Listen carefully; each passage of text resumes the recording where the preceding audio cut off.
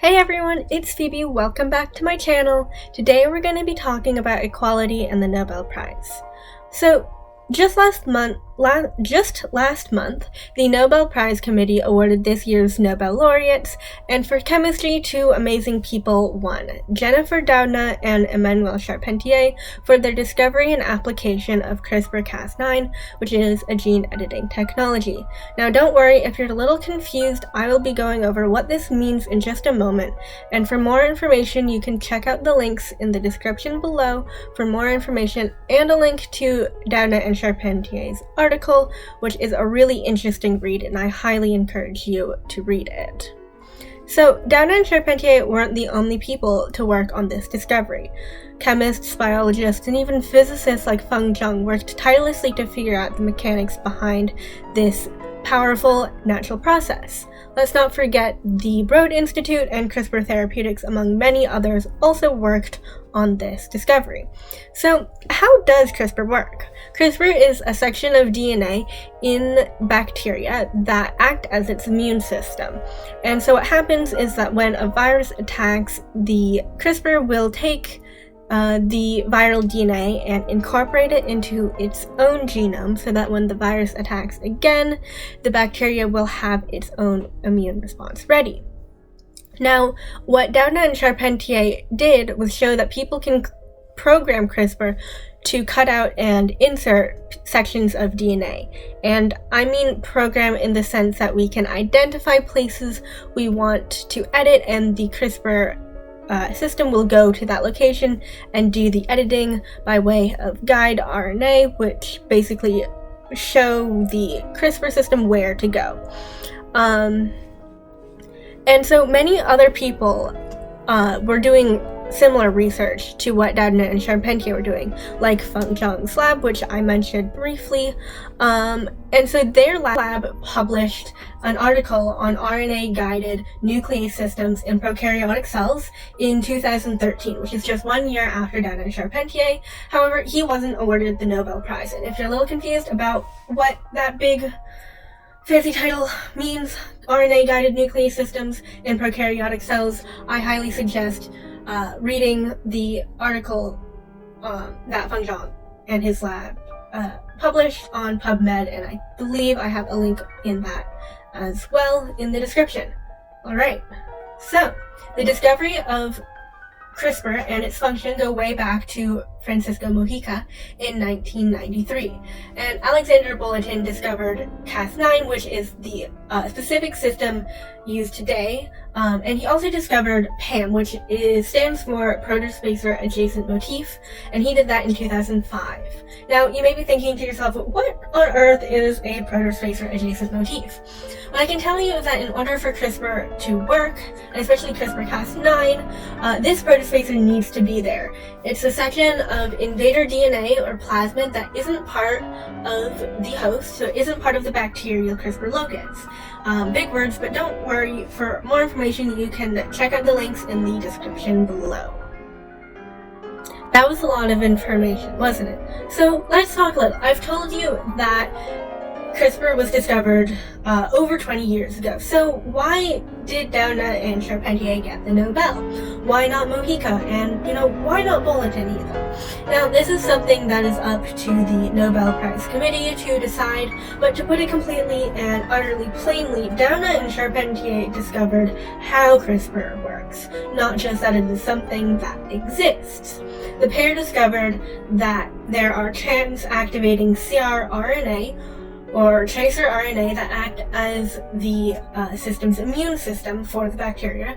And when we program CRISPR to do what we want, when we tell them where to go and what to edit, that really shows you how customizable and versatile gene editing can be. We can use CRISPR Cas9 to make wheat less susceptible to mold or to weathering, and we can also use it to genetically engineer pig kidneys to be viable for human transplant. This is important because the supply actually can't keep up with the demand. A company in Cambridge, Massachusetts recently published an article to address this challenge. this really shows you where we can go with CRISPR, and Jennifer Doudna and Emmanuelle Charpentier really were the pioneering women who discovered and made this a viable option. I think Doudna and Charpentier rightfully won the Nobel Prize because of this continuation of amazing work. They discovered some really amazing stuff, don't you think? However, a lot of people weren't all too pleased about this. Remember, only 3 people can be awarded the Nobel Prize for one discovery, and hundreds of people worked on CRISPR over the past 2 decades. The Broad Institute, where Dr. Zhang works, did a lot of phenomenal work, and it even got to the point where there is now a patent battle over CRISPR between a ton of different groups. Everyone has some slice of that pie, but 2 groups that stuck out the most were the Broad Institute with Dr. Zhang and UC Berkeley, where Dr. Doudna hails from. So for a while it seemed like the Broad Institute would win the patent, and then it was UC Berkeley, and it's really been a toss-up for the past couple of years. But the Nobel Committee awarded the prize to Doudna and Charpentier, and that doesn't have much of an effect on the patent battle, which is pretty worrying. I mean, we still don't know who has claim over the CRISPR technology. It's still ambiguous, and while Doudna and Charpentier won the Nobel, they didn't win the patent, not yet at least. And that means that scientists are worrying about what will happen in the future. You know, will they be able to use CRISPR without being sued? Will they even be able to get a hold of the CRISPR technology? Winning the Nobel doesn't answer these questions. I think it's pretty phenomenal that these 2 women won the Nobel for something so groundbreaking as this, because not that long ago, 2 men got the Nobel Prize for discovery of DNA, the structure of it, and that was something that's obviously very integral in the progression of scientific research, and especially CRISPR today. So let's take a look at that. Just like Doudna and Charpentier, James Watson, Francis Crick, and Maurice Wilkins and Rosalind Franklin conducted research in continuation of some wonderful discoveries prior. This is how science works. It is constantly evolving. That was a terrible pun. We're going to move on. We use discoveries from people before us to advance our own research. And this is particularly true. This is a great segue into what happened in the mid-1900s. Physician Friedrich Miescher discovered the molecule DNA in the 1860s, and cytogeneticist Walter Fleming discovered chromosomes, the wound up and condensed form of DNA. These are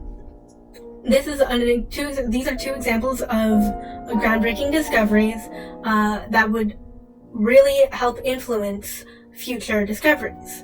About 100 years after learning about what we are made of, Watson, Crick, and Wilkins discovered the physical shape of DNA. Wait a second, what happened to Rosalind Franklin? Well, in the beginning, there were 3 major groups of researchers: Wilkins and Franklin from King's College in London, Watson and Crick from Cambridge, and Linus Pauling from Caltech. But Linus Pauling isn't as important in this, in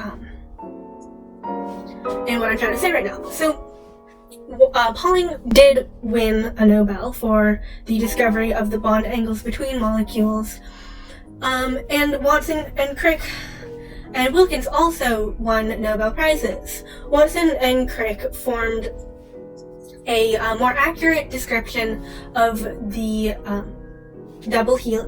DNA as a double helix after looking at photograph 51. And who took that picture? I wonder. So Franklin and Wilkins had that picture, and the image showed the structure of DNA as a cross or an X, and William Asbury, a molecular biologist, assisted Franklin and Wilkins in developing this picture and the methods, and he also helped both the Cambridge and King's group, but he has mostly been forgotten in the world of scientific discovery. Honestly, I don't think I've ever heard his name in a classroom before. And I think that is in part due to the fact that the Nobel Prize is awarded to a maximum of 3 people per one discovery, right? And those who do less work are not in the spotlight. And this is what happened with Franklin and Wilkins to a degree, and certainly William Asbury. So Wilkins decided to show the photograph to Watson and Crick in 1953 for some unknown reason, and they added that to their own research and developed it further. Watson and Crick came across more of Franklin's observations and used those to do their own calculations as well. It just so happened that all of this corroborated and complemented what Watson and Crick were observing by themselves. The 4 published separate articles in the April 1953 publication of Nature magazine, which is very prestigious and reputable. Watson and Crick wrote one article, and Franklin and Wilkins wrote the other. They both were outstanding in their field, so in 1962, Watson, Crick, and Wilkins won the Nobel Prize in physiology or medicine. And now you may be thinking, well, what happened to Rosalind Franklin? What about her? Well, she was so important in the discovery that allowed Watson, Crick, and Wilkins to win this award, but she wasn't awarded the Nobel, as you can clearly tell. And the reason for this is because she unfortunately died between publishing the article and the men winning the Nobel Award. She died in 1958. And so now you may be wondering, well, why wasn't she included as a posthumous laureate? Yeah, good question. That bothers me too. Because in 1974, the committee decided that a person can't be awarded a Nobel Prize posthumously, but of course that was over a decade after Watson, Crick, and Wilkins won their award. So that brings me to the 3rd time I will say this. Probably I'll say it more, but as a reminder, only 3 people can be awarded the Nobel Prize.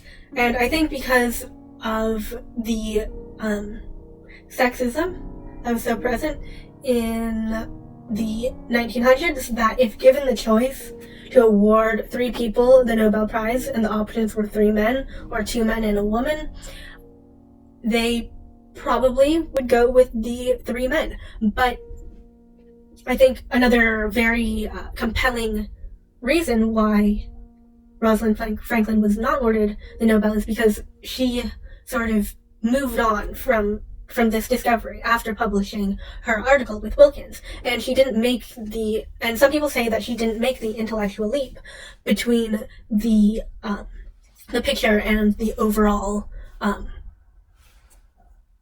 importance of it. And however, overall this is a major controversy over the choice to not acknowledge Franklin's work. When Wilkins, Watson, and Crick were awarded the Nobel, they didn't mention her in their acceptance speech.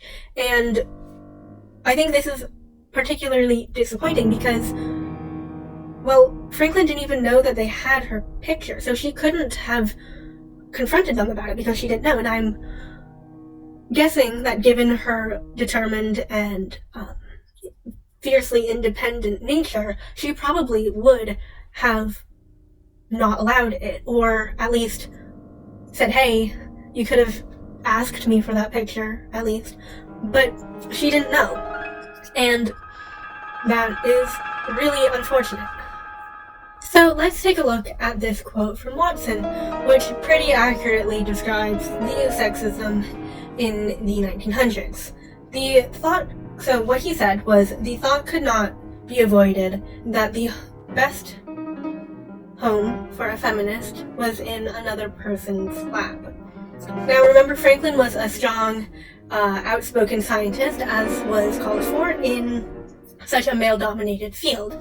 Watson described Franklin in his book Double Helix, saying that she wasn't pleasant to work with. However, after many colleagues showed their disapproval of his depiction, Watson added an epilogue that praised her. So, good job, Watson.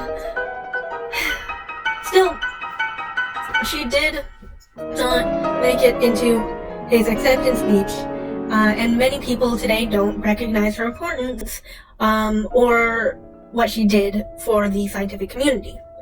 And this is particularly unsettling because she wasn't in their acceptance speech. Watson and Crick kind of basically just erased Franklin from history. She never knew that they had her photograph, as I mentioned earlier, and therefore never brought it up with them. And I'm pretty sure that she probably would have brought it up with them had she known. But this all is a pretty clear example of how the Nobel Prize is quite picky about who gets acknowledged in the scientific world. Just like Doudna and Charpentier, their work with CRISPR, many people were left out of the picture.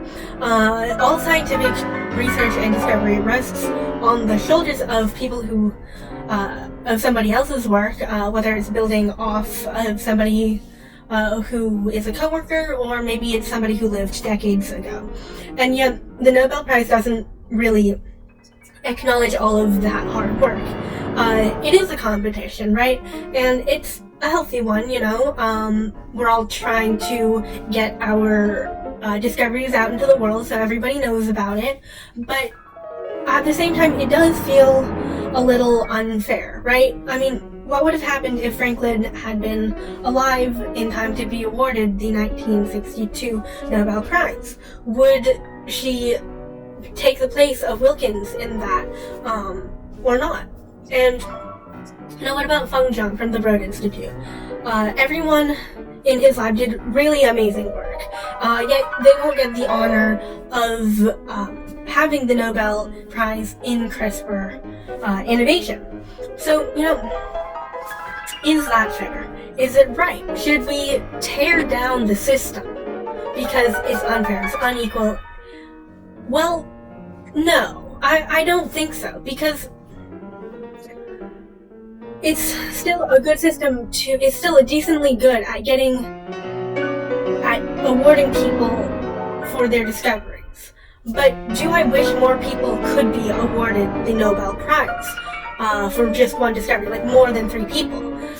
Yeah, I do. And I think you can probably tell because I've told you now like maybe 5 times that the Nobel Prize can only be awarded to 3 people, and that's a bummer. It is a bummer. Thank you all for staying with me during that pretty heavy talk. It was pretty long. There's lots of information. So let me know your thoughts. I wanted to share this with you after what happened with CRISPR last month. So please let me know in the comments below what you think about this topic. Do you think the Nobel Prize is fair? Do you think there should be more than 3 people awarded for one discovery? Do you think that we should stop this from happening? Do you think the Nobel Prize as a system should be dismantled? Let me know in the comments below, and also let me know if you want me to talk about similar topics or something else. And of course, don't forget to like and subscribe. That is really important to me. So thank you, and I will see you all next time.